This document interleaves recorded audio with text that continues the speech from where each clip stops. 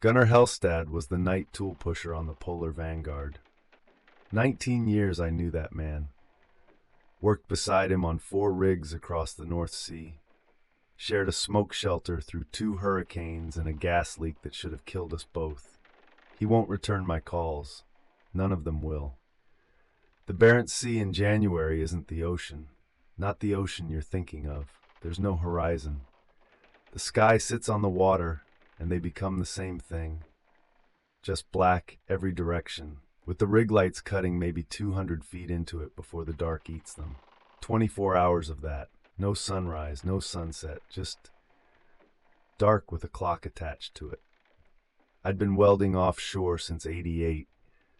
North Sea mostly, some West Africa. By 2007, I'd done 4 Arctic winters. I knew what cold was. I knew what dark was. That's what I told myself. The Polar Vanguard was a semi-submersible, second generation. Old girl. Been punching holes in the Barents since the early 90s. She had that smell every old semi has. Diesel and rust and something underneath that's just years. Block 722081, 310 clicks north-northwest of Hammerfest. Exploration well. Gas in a formation nobody had drilled before. Crew change was January 12th. Helicopter from Hammerfest, 40 minutes in the dark. -18 on the helideck. Same safety brief. Ice on walkways, cold water survival under 2 minutes. Muster stations. I'd heard it 100 times. Night shift started at 18 Hewed. My job was maintenance lead. Keep the welding gear running, inspect structural steel for ice damage, check handrails where the spray freeze could turn a walkway into a skating rink. 8 men on my watch, plus the drill crew on the floor above. The moon pool. I need to tell you about the moon pool. On a semi-sub, there's an opening in the hull. Rectangular, maybe 8 meters by 12. The drill string goes through it, down through the water, down to the seabed 1,400 meters below. During the day, if you had day, you'd see green water churning. At night, you see nothing. You look down through that opening, and there is nothing there. Just black water that doesn't reflect the overhead lights the way water should.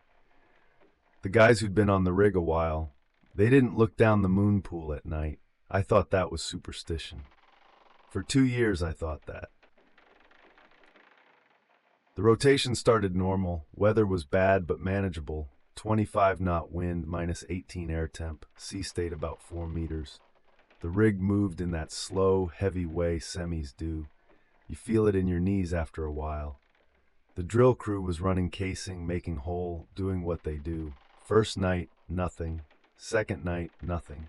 Third night, January 14th, the comms developed a hum. It wasn't static. I've heard every kind of radio interference the North Sea can throw at you. Weather static, crosstalk from supply boats, that harmonic you get when the crane operates near the antenna array. This wasn't any of those. It was low. Felt it more than heard it. Like someone holding a tuning fork against the inside of the hull. Started around 23. I was down on the lower deck doing a weld inspection on a pipe support bracket when I noticed it. Called the electrician, Tommy Rayburn, good man. Been on the rig 6 rotations. Tommy checked the junction boxes, checked the antenna, checked the backup comms. Said it was probably thermal contraction in the cable runs. Said the cold does that sometimes. Maybe it does. I've never heard it do that. I went to the moon pool area around midnight. Routine check, the guide wires, the tensioner system, the cameras, and I stopped. The water in the moon pool was still. You need to understand, in a 25-knot wind with a 4-meter sea state, the water in a moon pool moves. Always. It sloshes, it surges, it climbs the walls. That's physics. That's what water does when you cut a hole in a floating structure in the middle of the ocean. This water wasn't moving, it was flat, like a swimming pool at 3 in the morning. No ripple, no surge, black and perfectly, impossibly still. I looked at it for maybe 30 seconds. Then I went to find Gunnar. He was on the drill floor, going over the BOP test procedure for 2-tel. I told him, moon pool water's gone flat. His face did something, not surprise. Something else. Something that looked like recognition. He looked past me, toward the stairwell that leads down to the moon pool level. Then he looked back at his clipboard. Wind's dropping, he said. It wasn't. I could hear it hitting the derrick above us. 25 knots. The anemometer on my weather app said 25 knots. Gunnar went back to his clipboard. He didn't go look. The BOP test was scheduled for 2, standard. Happens every 14 days. Seal the blowout preventer, pressure up to 5,000 psi, hold 10 minutes, bleed off, log the numbers. I'd been around for maybe 300 of these. They're boring. That's what makes them safe. By 0130, the hum on the comms had gotten worse. Not louder, wider. I could hear it in the PA speakers in the corridors. In the phone handset, when I called the drill floor, Tommy had given up finding the source, said he'd put it in his shift report. The drill floor at 2, -22 with wind chill. Everybody in full Arctic gear, insulated coveralls, balaclavas, 3 layers of gloves, just eyes and breath fog. 8 men. Gunnar running it. Dave McRae on the brake, the driller, 15 years in. 2 roughnecks, derrickmen up top, 3 of us from maintenance on the lower level doing a valve job while the test ran. The drill floor sits above the moon pool. When the rotary table is open, you see straight down through the floor, past the pipe, into the water. The water was still flat. I could see it through the rotary opening. Black glass. Closing BOP, Dave called. Pressure came up smooth. 2,000, 3,000, 4,500, 5,000 psi. By the book. The chart recorder pen traced a steady flat line. Normal. Then the hum changed. Everyone heard it. You could see it in how they moved. That half-turn people do when a sound gets their attention, but they don't want to admit it. Dave was the first to say it out loud. Anyone else hearing that? I remember the time because I looked at the clock when he said it. Old habit. When something goes wrong offshore, the first thing you do is note the time. The wellhead pressure started doing something I've never seen. Not dropping, that would mean a leak. Not spiking, that would mean a kick. It was oscillating.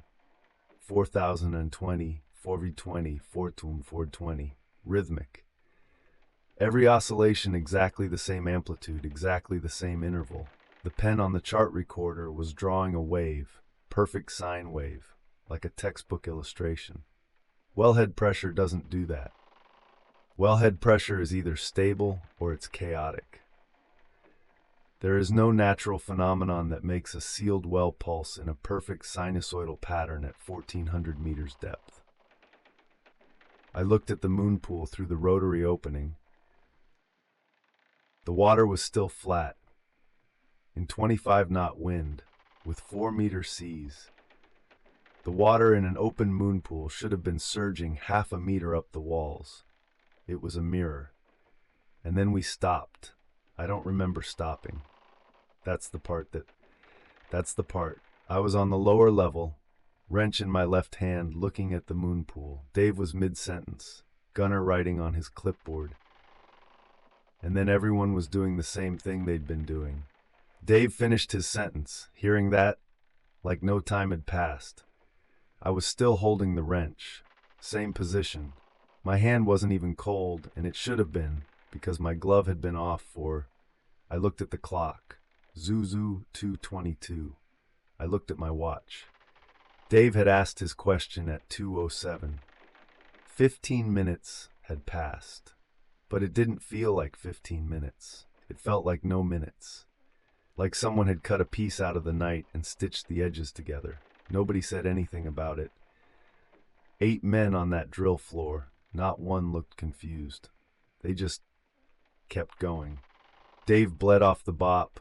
Gunnar logged results. Normal test. Nobody mentioned the gap. I finished my shift, Coffee at 6 handover. Sat across from one of the roughnecks. Petter, big kid from Tromso, third rotation. Strange test tonight, I said. Casual, just testing. Petter looked at me over his coffee. What do you mean? The pressure thing, the oscillation. His face went blank, not confused, blank, like a door closing. Test was normal, he said. 5,000 psi, held 10 minutes, bled off clean. Petter, the pressure was pulsing. We all heard the test was normal. He picked up his tray and left. I tried Dave, same thing, the Derrickman, same thing. Tommy, who'd been tracking the comms hum all night. Tommy said there was no hum, said the comms were fine. I went to find Gunnar last. He was in his cabin, still in his coveralls, sitting on the edge of his bunk, not getting ready for bed, just sitting, staring at the wall. Gunnar, what happened at 2:07? He didn't look at me for a long time. When he did, his face was the face of a man deciding how much truth he could afford. Go to bed, he said. We've got another shift tonight. That's all he'd give me. Then or ever. I couldn't sleep. Lay in my bunk listening to the rig groan against the current.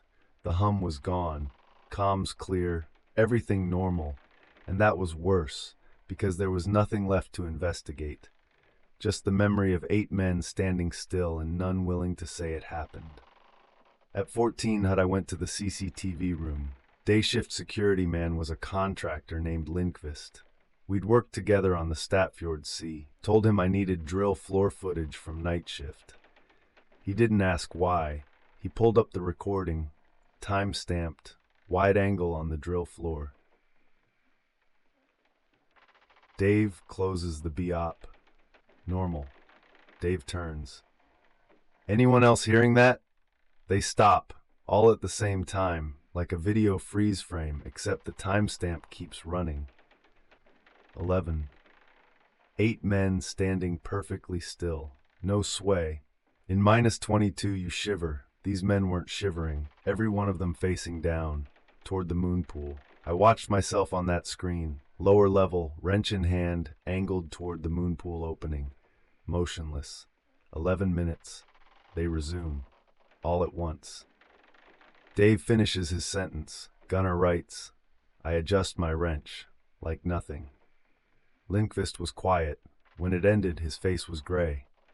That's not possible, he said. I know. He played it again. Same thing. 11 minutes. 8 men frozen like mannequins. What's on the pressure chart during those minutes? He asked. I had it. I'd pulled the paper chart before coming. The strip from 211 to 222 showed that perfect sine wave. Lindqvist knew a man on board, Henrik, an ROV tech who'd done signal processing in the Norwegian Navy. We found him in the ROV control room. I showed him the chart, didn't say where it came from. That's an acoustic signature, he said, within 30 seconds of looking at it. Engine noise, propeller cavitation. He ran it through his analysis software, the same stuff they use to isolate sounds on ROV footage. The match came back in under a minute. Doris-class platform supply vessel, Henrik said. French-built, late 60s, Sempeel stick 12 PA4 marine diesel, 2-blade fixed-pitch prop. I know this pattern from acoustic intelligence training. It's in the NATO reference library. When were these ships running? Last one scrapped in 71, maybe 72. Exhale. A ship dead for 36 years. Its engine signature in the pressure data of a sealed well, 1,400 meters under the Barents Sea. During 11 minutes that 8 men can't remember. I went back to Gunnar, showed him the printout, the acoustic match, the timestamps. He looked at every page, took his time. Then he looked at me with the flattest eyes I've seen on a living man. Put the chart in the shredder, he said. Gunnar, shred it. Delete the footage. The BOP test was normal. I didn't shred it. Made a photocopy at 3 when nobody was around. Folded it into my toolbox. The CCTV was logged as corrupted, cold weather data loss by rotation's end. Lindqvist quit 2 weeks later. Henrik transferred to a shore job in Stavanger, stopped answering emails. I looked up the Doris-class vessels at home. French Maritime Archive. 5 built, all accounted for except one. The Doris Victoire, Norwegian Sea, 1969. Left Kristiansund heading north with drill pipe and wellhead trees. Last radio contact, January 14th, 1969. Position, 7124 N 2208 E, 300 nautical miles south of where the Polar Vanguard sat. Depth at the Doris Victoire's last position, 1,400 meters. Our BOP test was January 14th, 2007, 38 years to the day. I transferred to Gulf of Mexico after that. Never went above the 60th parallel again. Retired 2011. The well in Block 722081 was plugged and abandoned. Official reason, unfavorable geological conditions. I still have the photocopy, bottom drawer. Sometimes I look at that waveform, a perfect sine wave from a dead ship's engine through rock and water and 38 years of silence. Nobody from that drill floor will talk to me, not Gunner, not Dave, not Petter. Every January, I try. The line goes dead every time. Block 722081, 1,400 meters, January.